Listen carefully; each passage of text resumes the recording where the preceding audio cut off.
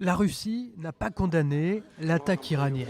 Moscou, qui a appelé Jérusalem à la retenue, cultive sa coopération militaire avec Téhéran depuis des années. Depuis septembre 2022, l'armée russe utilise des drones iraniens, les mêmes modèles qui ont été lancés contre Israël le 14 avril.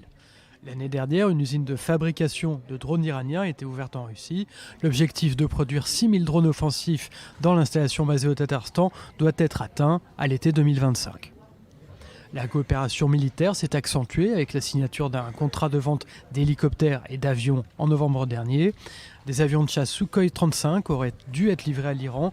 Il semble que la Russie n'ait pas réussi à livrer les chasseurs à temps.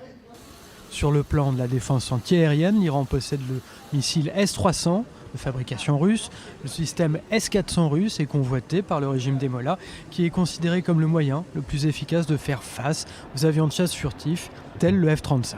À l'heure actuelle, il n'est pas clair si une telle transaction a eu lieu. Dans le domaine spatial, la Russie a permis à l'Iran de lancer des satellites. Si la Russie soutient diplomatiquement les demandes iraniennes d'accéder au nucléaire civil, rien ne prouve que Moscou aide activement Téhéran à enrichir de l'uranium. La coopération entre les deux pays s'est donc considérablement accrue. Leur alliance stratégique constitue une menace importante et grandissante pour la sécurité d'Israël.